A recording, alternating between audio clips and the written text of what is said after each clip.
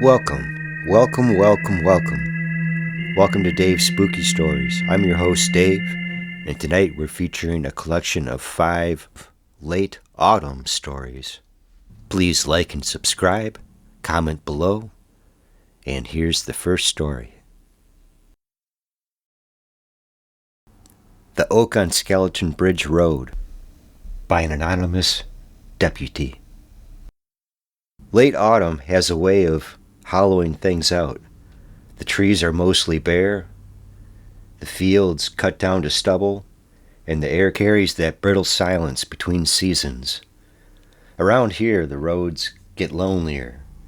You drive past barns with one light on, see your breath inside the cruiser, and start to notice how dark the woods really are.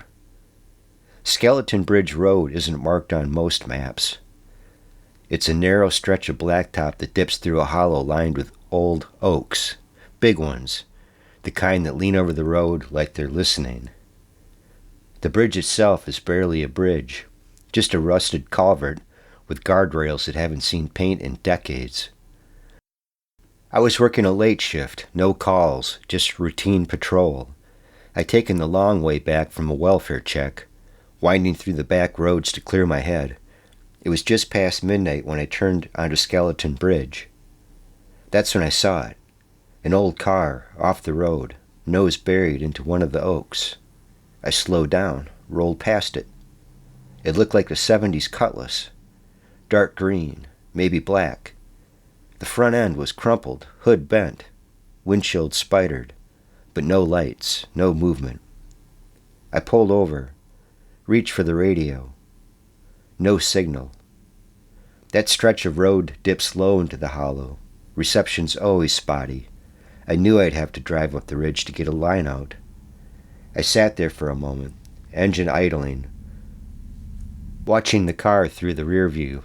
Something about it felt off. Not dangerous, just wrong, like it didn't belong to this time. I turned around and drove up the hill. It took maybe 3 minutes to crest the ridge and get a bar. I called it in. Possible 1050, single vehicle, no driver, Skeleton Bridge Road, just past the culvert, I said.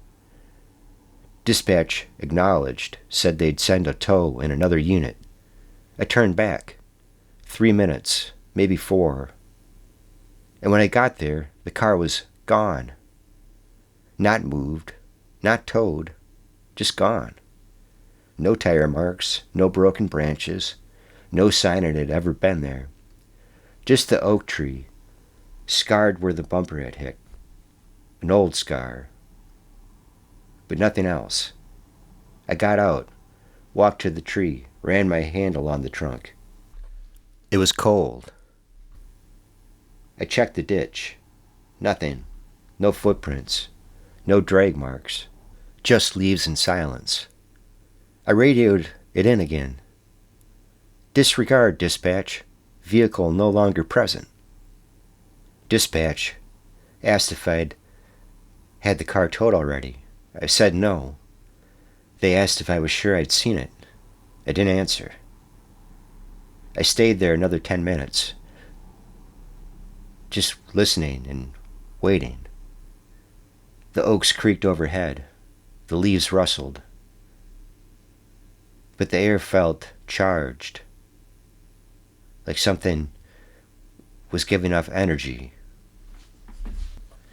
I got back in the cruiser, drove back to the station, didn't file a report. Now I've driven that road since, and the scar on the tree is still there. There's something about old cars. They carry weight, memory. You see one parked in the wrong place and it feels like a question. You see one crash and it feels like a story that ended too soon.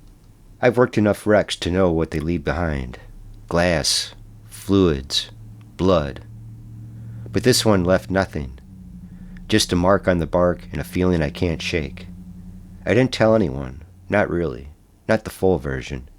Just said I saw a car. Tried to call it in. And it was gone when I got back. My colleagues chalked it up to a prank, or a mistake, or fatigue. But I know what I saw. And I know how it felt. Like something had been waiting there. not for help, just to be seen. Story number 2. Halloween night, 1997. Halloween night, 1997, was colder than usual. The wind had picked up around dusk, rattling the brittle leaves against the windows of Grandpa and Grandma's old farmhouse. I was 10 years old, bundled in a faded Ninja Turtle costume, the kind with the plastic mask and elastic string that always snapped halfway through the night. We'd finished trick-or-treating early that year. Grandma said Grandpa wasn't feeling well, and she didn't want him alone too long. So instead of staying out with my cousins, Mom drove me out to the edge of town, past the cornfields and the old grain elevator, to the house where she grew up. Grandma met us at the door, her apron dusted with flour, her hair pulled back in a tight bun. She smiled, but it didn't reach her eyes. "He's resting," she said softly, ushering me inside. The house smelled like cinnamon and wood smoke. A fire crackled in the living room, and the mantel was lined with tiny ceramic pumpkins. I dropped my candy bag by the couch and peeked down the hallway toward the bedroom. The door was closed. "You can say hi in the morning," Grandma said, placing a hand on my shoulder. "Let him sleep tonight." I nodded, even though I wanted to see him. Grandpa had always been the strong one. He was tall, broad-shouldered, with a booming laugh that filled the room. But lately he'd been quiet, tired. The last time I saw him, he'd barely touched his apple pie. Grandma made me a grilled cheese and tomato soup, and we watched old Halloween cartoons on VHS. She let me stay up late, even though I kept yawning. Around 10, she tucked me into the guest room, the one with the quilted bedspread and the shelf full of porcelain dolls that always stared too hard. I lay there listening to the wind whistle through the trees. Somewhere outside, a branch tapped against the siding like a slow heartbeat. I tried to sleep, but the house felt different. Quiet. Too quiet. Around midnight, I heard footsteps. Not Mom's, not Grandma's. Heavy. Slow. I pulled the covers up to my chin, heart thudding. The footsteps stopped just outside my door. I held my breath. Then the doorknob turned.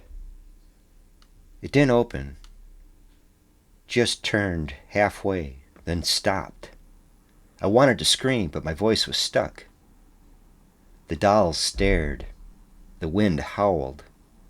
Then a whisper right at the door. "Come see the moon." I bolted upright, scrambled out of bed, and flung the door open. Nothing. The hallway was empty. The fire had gone out. The house was dark. I crept toward Grandpa's room. The door was ajar. Inside, the bed was empty. The window was open. And on the windowsill, muddy footprints. I ran to Grandma, who was still at the kitchen table, eyes wide, hands trembling. "He's gone," she whispered. "He said he had to go see the moon." I looked outside. The cornfield shimmered under the moonlight, and there, at the edge, stood Grandpa, waving.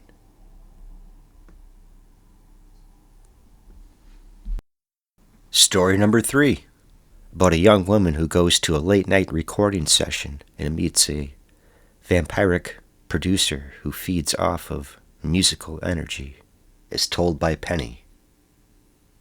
I still don't know what I could have done differently. Maybe nothing. Maybe everything. Amber was my best friend. We met in college. 2 girls with guitars and notebooks full of half-finished lyrics. She had this voice, smoky and soft, like dusk settling over a lake. People leaned in when she sang. I leaned in too. Last October, she started spending more time at the old music shop on 5th and Marlowe. It's one of those places that smells like dust and solder, where the owner still repairs amps by hand, and the vinyl bins are alphabetized by mood, not artist. Amber said it helped her think. One night, she came over with this strange look in her eyes, excited. She handed me a business card. Matte black, silver lettering. No phone number. Nightfall Studios. Capture your true sound. By appointment only. Contact L. Virilli. 11 at night? I asked. She shrugged. You said my voice suits the dark. I laughed. She didn't. Amber booked a session for Friday. Said she'd record her new song, Ashes, in October. I heard it once, haunting, beautiful, like she'd bottled the ache of falling leaves and fading light. Friday came. She texted me at 10:45. Heading in. Studio's near the old mill. Wish me luck. I replied, break a leg, and send me a clip. She never did. The next morning I called. No answer. I drove to her place, lights off, car in the driveway. I knocked. Nothing. She finally opened the door around noon. She looked wrong, pale, hollow, like she'd been drained from the inside out. What happened? I asked. She tried to speak. No sound came out. I thought she was messing with me, but her eyes said otherwise. Doctors ran tests. No damage. No explanation. Her voice was just gone. She stopped playing, stopped writing, stopped everything. I begged her to tell me what happened. She finally did, in fragments, scribbled on a legal pad. The studio was in a warehouse behind the old textile mill. Virilli met her at the door, tall, pale, dressed like you'd stepped out of a noir film.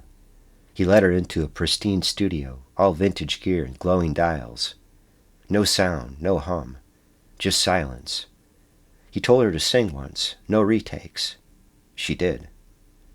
As she sang, the lights dimmed, the air thickened, her limbs grew heavy, and through the glass he watched, not like a producer, but like a predator.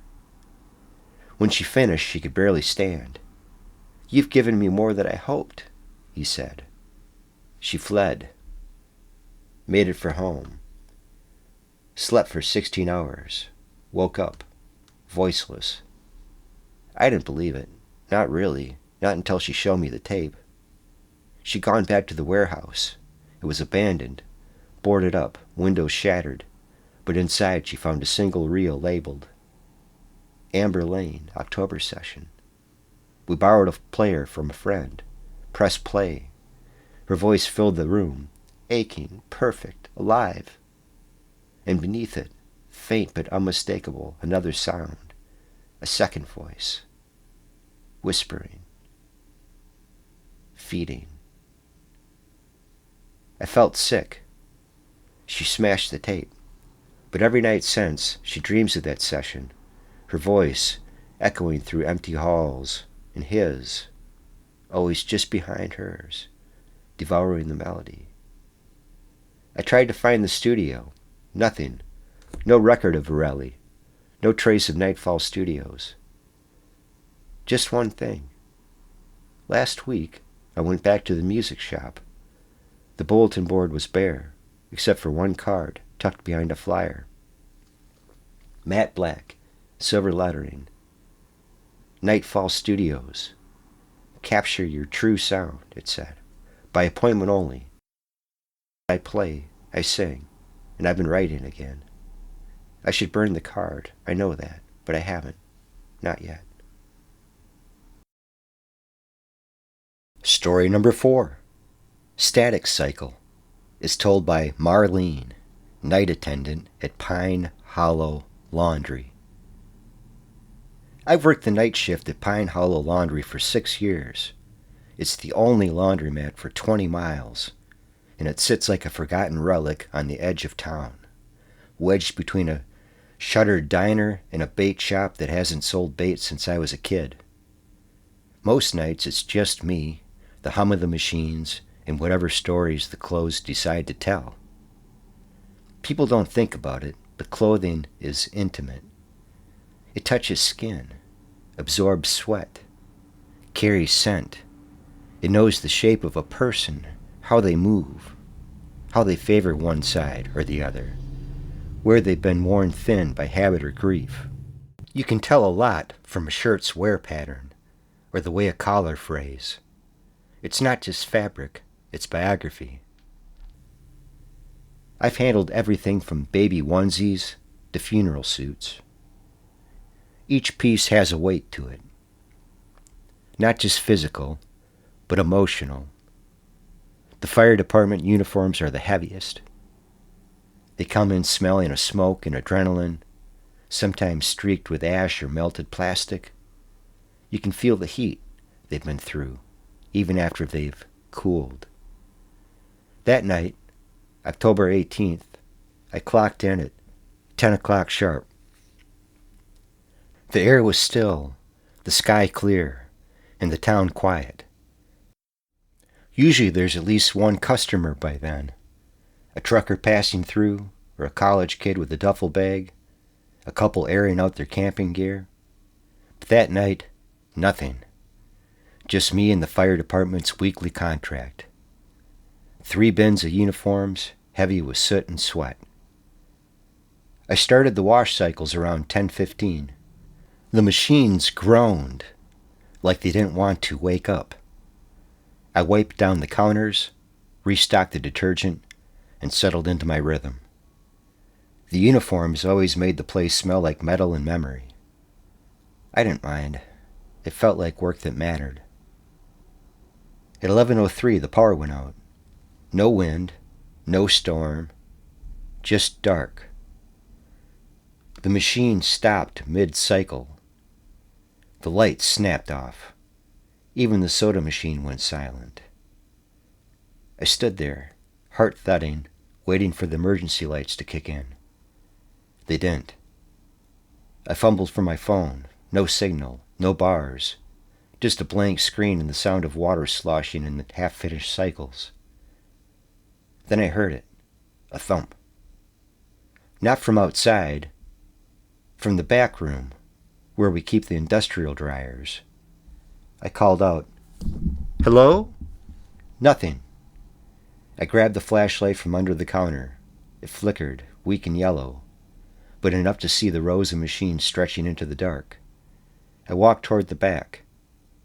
The thump came again, louder, like something heavy shifting. I reached the door to the dryer room. It was ajar. I pushed it open. The room was empty, but one of the dryers was spinning. No power, no lights, but it was spinning. I stepped closer. The glass was fogged, but I could make out something inside. Dark fabric, maybe a jacket. I leaned in. It was a fireman's coat, but it wasn't one I'd loaded. I opened the dryer.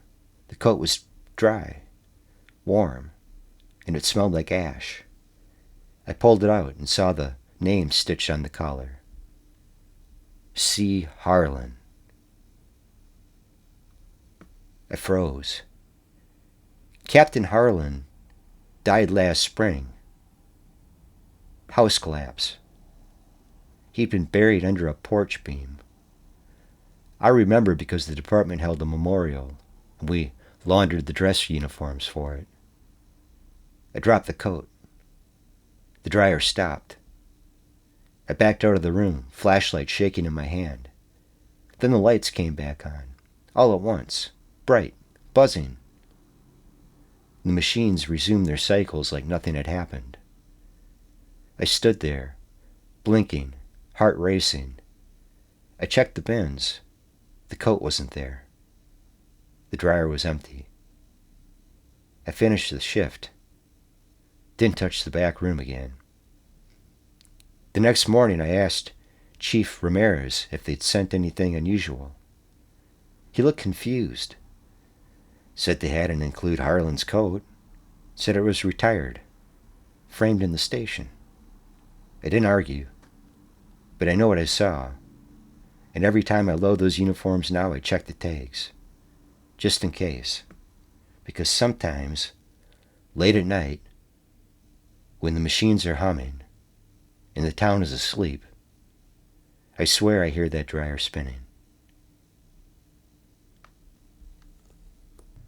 Story number 5. The Corn Maze. I should have known something was off when the guy at the ticket booth didn't make eye contact. He just slid the wristbands across the counter and muttered, "Last group went in 20 minutes ago. Haven't come out yet." My sister Jess raised an eyebrow. "That's not funny." The guy didn't laugh, just pointed towards the entrance, a crooked arch made of rusted metal and dried husks. A sign hung overhead. Maze of Whispers. Below it, someone had scribbled in Sharpie, "Don't listen too long." Jess nudged me. "You sure this is a good idea?" I shrugged. It's South Dakota. What else are we going to do on a Friday night? Our cousin, Tyler, was already halfway through the arch, flashlight in hand, hoodie pulled tight. He was 15, a year younger than me, but acted like he was invincible. Jess and I followed, the corn swallowing us whole. The path twisted immediately.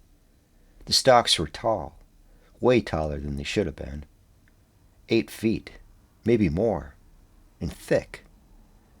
Not the kind of corn you see in grocery store ads. This stuff was dry, brittle, and sharp. It scraped against our arms as we walked. Tyler kept darting around, calling out fake ghost stories and laughing at his own jokes.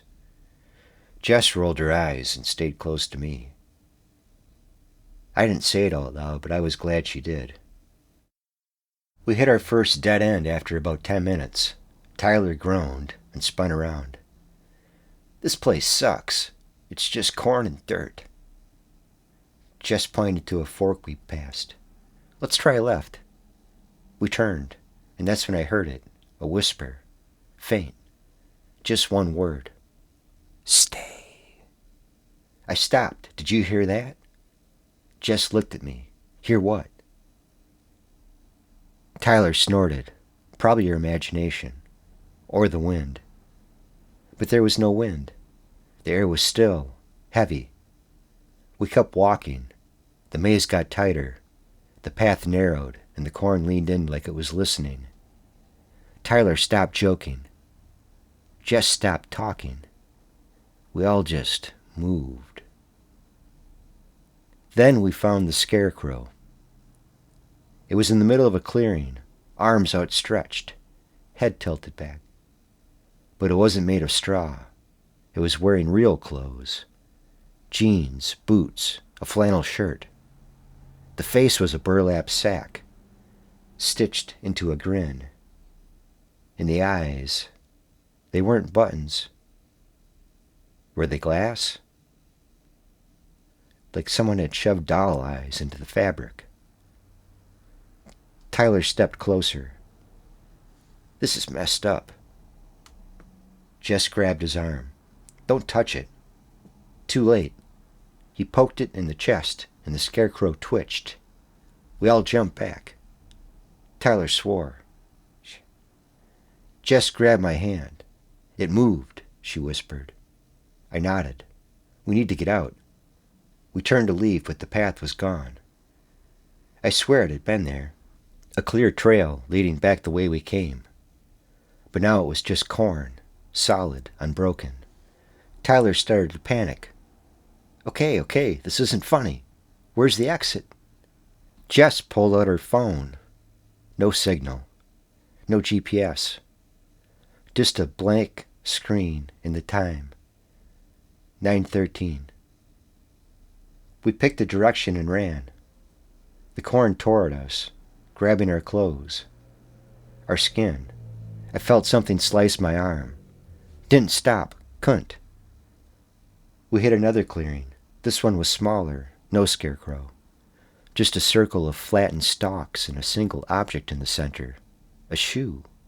A kid's sneaker. Muddy. Torn. Jess knelt down. That's not Eli's, right? Tyler shook his head. No, but someone left it. I looked around. The corn was still.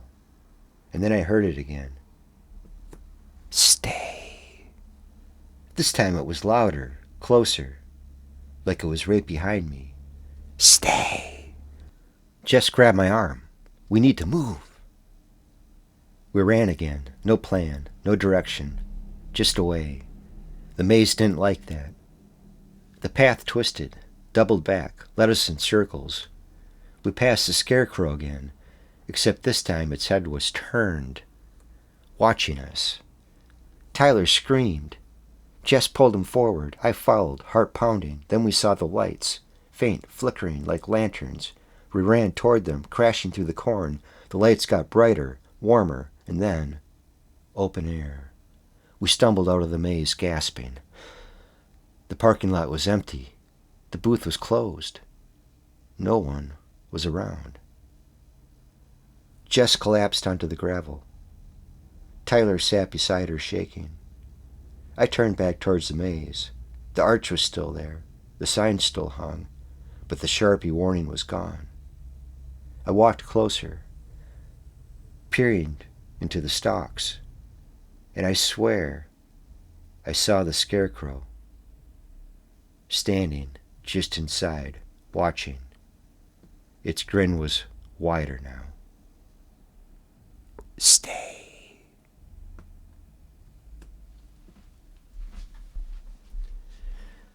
Well, that wraps it up for tonight's collection of night shift stories. If you made it all the way to the end, why don't you tell me so in the comments? I'd love to know. I will try to continue to make videos whenever possible when the mood hits me. Right now I've got 5 subscribers. Thank you very much. And these stories are for you. Good night.